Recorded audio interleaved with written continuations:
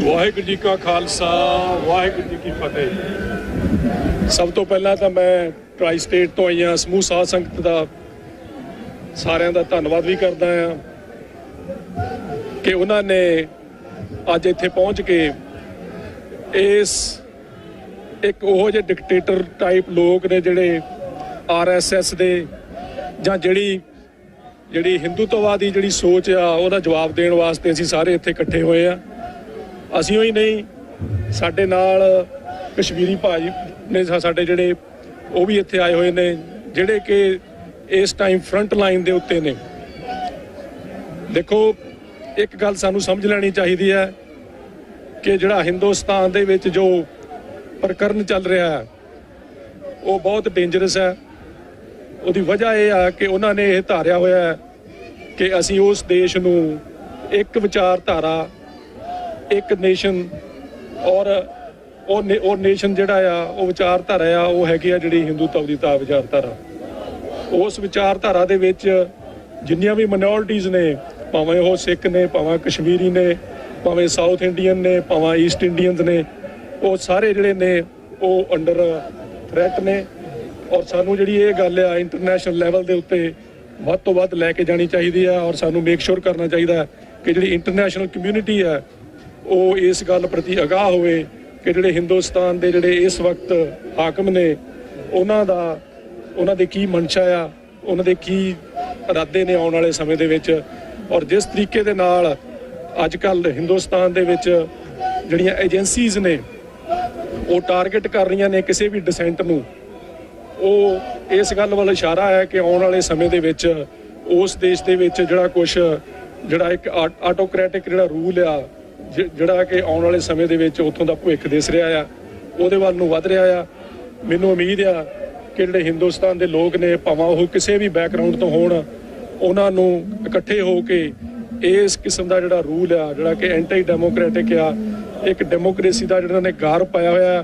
पर उस गारव के अंडर उन्होंने जिहड़ा आपदा एजेंडा आ वो इन्ना प्रेवलेंट आ वो इन्ना तीबर आ कि उहदे सामने वो किसी भी जिहड़े नॉर्म्स ने सोसाइटी दे भावें वो डेमोक्रेसी दे होण उन्होंने वास्ते वो कोई मायने नहीं रखते। सो इहदियां जिहड़ियां करंट तुसीं एग्जाम्पल्स पंजाब दे विच देखियां ने कि किस तरीके नाल उन्होंने ਜਿਹੜੇ ਪੰਜਾਬ ਦੇ ਜਿਹੜੇ ਲੀਡਰ ਨੇ ਉਹਨਾਂ ਨੂੰ ਡਰਾ ਧਮਕਾ ਕੇ ਕੁਝ ਸਿੱਖਾਂ ਦੇ ਸਿੱਖ ਫੇਸਿਸ ਵੀ ਹੈਗੇ ਨੇ ਉਹਨਾਂ ਨੂੰ ਡਰਾ ਧਮਕਾ ਕੇ ਉਹਨਾਂ ਨੇ ਆਪਣੇ ਪਿੱਛੇ ਲਾਇਆ ਆ। ਔਰ ਉਹਨਾਂ ਦੀ ਕੋਸ਼ਿਸ਼ ਆ ਇਹ ਕਿ ਜਿਹੜਾ ਪੰਜਾਬ ਦੇ ਵਿੱਚ ਜਿਹੜੇ ਸਿੱਖ ਫੇਸਿਸ ਨੂੰ ਮੋਹਰੇ ਲਾ ਕੇ ਜਿਹੜਾ BJP ਦਾ ਜਿਹੜਾ ਆ ਉਹ ਉੱਥੇ ਜਿਹੜਾ ਸਥਾਪਿਤ ਕੀਤੀ ਜਾਵੇ। ਪਰ ਮੈਂ ਇਹ ਗੱਲ ਬੜੇ ਯਕੀਨ ਨਾਲ ਕਹਿ ਸਕਦਾ ਹਾਂ ਮੈਂ ਉੱਥੋਂ ਰੀਸੈਂਟਲੀ ਹੋ ਕੇ ਆਇਆ ਕਿ ਜਿਹੜਾ ਪੰਜਾਬ ਦਾ ਖਮੀਰ ਆ ਉੱਥੇ ਜੇ ਕਿਸੇ ਚੀਜ਼ ਦੀ ਜਿਹੜੀ ਰਸਾਈ ਹੋਣੀ ਆ ਉਸ ਦੇ ਵਿੱਚ ਤਾਂ ਉਹ ਸਿੱਖੀ ਤੋਂ ਬਿਨਾਂ ਹੋਰ ਕਿਸੇ ਦੀ ਨਹੀਂ ਹੋਣੀ।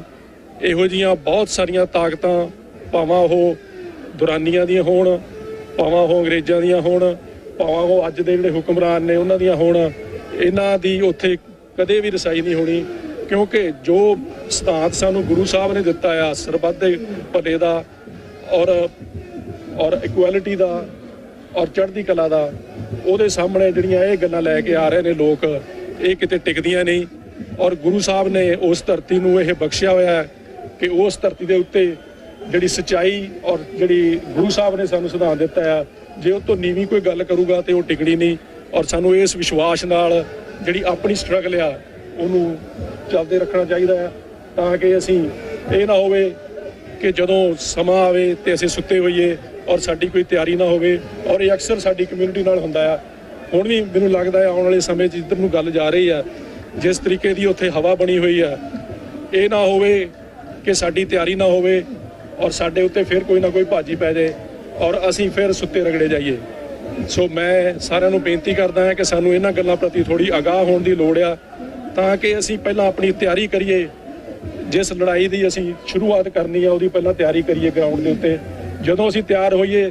ਫਿਰ ਅਸੀਂ ਸਾਹਮਣੇ ਖੜੀਏ ਉਹਦੇ ਦੁਸ਼ਮਣ ਦੇ ਔਰ ਉਹਦਾ ਮੁਕਾਬਲਾ ਕਰੀਏ ਜਿਵੇਂ 1984 ਤੋਂ ਪਹਿਲਾਂ ਸੰਤਾਂ ਨੇ ਸਾਡੀ ਤਿਆਰੀ ਕਰਾਈ ਸੀ। ਸੰਤਾਂ ਨੇ ਪਹਿਲਾਂ ਇੱਕ ਗਰਾਊਂਡ ਤਿਆਰ ਕੀਤੀ ਸੀ ਤਾਂ ਹੀ ਉਹ ਜਿਹੜੀ ਲੜਾਈ ਸੀ ਉਹ 8-10 ਸਾਲ ਸਾਡੇ ਜਿਹੜੇ ਸਿੰਘ ਸੀ ਉਹ ਲੜ ਸਕੇ ਸੀ। ਸਾਨੂੰ ਆਉਣ ਵਾਲੇ ਸਮੇਂ ਦੇ ਵਿੱਚ ਇਸ ਤੋਂ ਵੀ ਜ਼ਿਆਦਾ ਦੂਰ ਦੀ ਸੋਚਣ ਦੀ ਲੋੜ ਆ। ਸੋ ਮੈਂ ਇਹਨਾਂ ਹੀ ਸ਼ਬਦਾਂ ਦੇ ਨਾਲ ਸਾਰੇ ਜਿਹੜੇ ਆਰਗੇਨਾਈਜ਼ਰਸ ਨੇ ਸਾਰੀਆਂ ਸੰਗਤਾਂ ਦਾ ਧੰਨਵਾਦ ਕਰਦਾ। ਵਾਹਿਗੁਰੂ ਜੀ ਕਾ ਖਾਲਸਾ ਵਾਹਿਗੁਰੂ ਜੀ ਕੀ ਫਤਿਹ।